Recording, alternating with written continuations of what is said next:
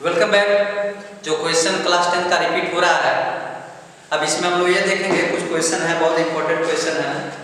Objective type में दे रखा है a pair of irrational number whose product is a rational number, और चार ऑप्शन दिया, चारों ऑप्शन में से कौन सा सही है ये देखना है।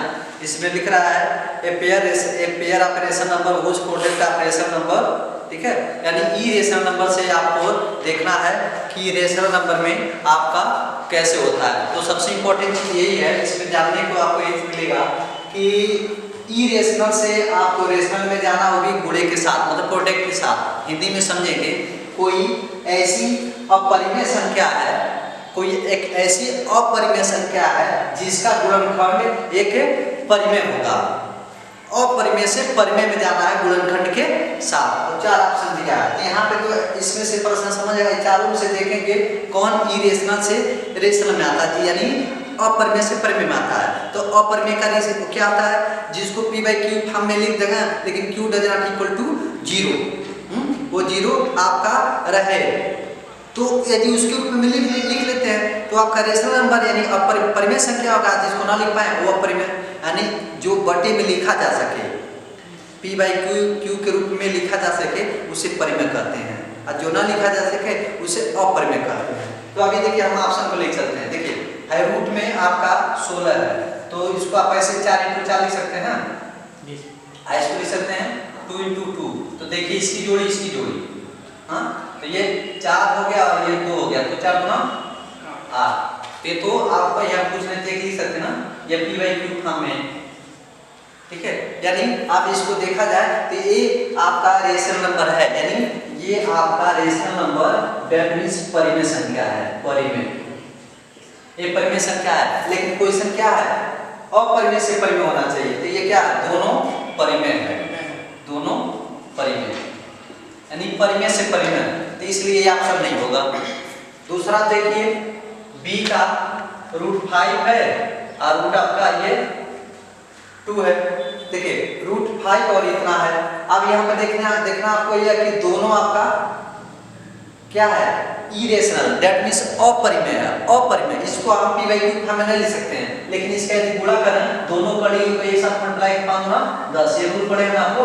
यदि दो कड़ी में अलग अलग हो तो दोनों के एक साथ लिख सकते हैं, ठीक। ये ऑलरेडी अपरिमेय से अपरिमेय है, अपरिमेय से अपरिमेय, यानी इरेशनल से इरेशनल, ठीक है। ये इरेशनल से इरेशनल है, इसलिए ये भी नहीं हुआ। तो तीसरे पे आते हैं। देखिए 3 है और ये आपका 27 है, ठीक। तो यहाँ पर ये देखना है, इसको 3 और इसको 27 को आप लिखते हैं, फैक्टर बनाते हैं, तो 3 × 3 × 3, ये देखिए एक जोड़ी बन जाएगा, इसका एक जोड़ी इसका बन जाएगा। तो देखिए क्या है, 3 × 3, तो 3 3 के 9, ये क्या है, रेशनल है, यानी परिमेय, परिमेय। आज यहाँ ये दोनों क्या नंबर है, दोनों अपरिमेय है, अपरिमेय। अपरिमेय से क्या हो गया आपका, परिमेय हो गया ना। ये वाला ये प्रश्न कर रहा था कि अपरिमेय से क्या होना चाहिए, परिमेय होना चाहिए, इसलिए ये वाला आपका है। जब ये सी वाला मिल जा रहा है तो इसको जाने की जरूरत नहीं है, क्योंकि डी, अभी डी लिखेंगे, इसका 6 × 36, इसका 6 आ जाएगा, और स्क्वायर रूट 6 × 36, और यहाँ पे 2 है, तो इन दोनों को मल्टीप्लाई करेंगे 20 में, तो आपका 6√2। तो ये क्या है, एगो अपरिमेय एगो परिमेय है। यहाँ पर एक अपरिमेय और परिमेय है, तो यदि एक परिमेय और अपरिमेय होता है तो यदि परिमेय अपरिमेय वाला जो परिमेय ही मान लिया जाएगा, भले से एक परिमेय साथ आया है, ठीक है। यानी यहाँ से अपरिमेय से ही अपरिमेय होगा। तो क्वेश्चन में जब लिखा रहा था कि अपरिमेय से पक्का परिमेय होना चाहिए, यानी क्या आपका 3 था, देखिए 3 अपरिमेय है, √3 अपरिमेय है, 27 भी अपरिमेय है। तो जब अपरिमेय अपरिमेय का मल्टीप्लाई करें तो क्या जाएगा आपका परिमेय। तो प्रश्न यही कह रहा था कि कौन सी संख्या इसमें से है जो अपरिमेय से परिमेय हो रहा है, तो आपका √3 और √27 का जो है प्रोडक्ट यानी गुणा करेंगे तो अपरिमेय हो जाएगा, ठीक है।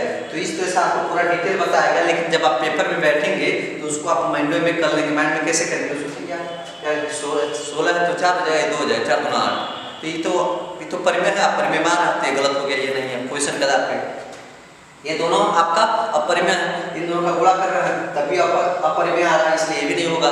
सोचोगे फिर यहाँ पे 3 है तो 3 मान लो ये तो अपरिमेय है, 27 है तो 3√3 ये भी अपरिमेय है, लेकिन इन दोनों का गुणा करेंगे तो इसमें एक जोड़ी, इसका एक जोड़ी नहीं बना, इसका एक जोड़ी नहीं बना, जब गुणा करेंगे तो 1 3 हो जाएगा, 1 3 इसमें का 3 3 ना, तो ये परिमेय हो जा रहा है। और ये आपका ये भी जो है आपका 36 √2 है तो 6√2 ये नहीं बनेगा ये वाला, तो ये अपरिमेय से अपरिमेय हो गया। बस यही कॉन्सेप्ट इसमें क्लियर करना है, ठीक है। तो आशा करते हैं आपको समझ में आएगा। इस तरह से लाइक्स के सब्सक्राइब करते रहिए, किसी प्रकार का क्वेश्चन आप अवश्य संपर्क करें। धन्यवाद।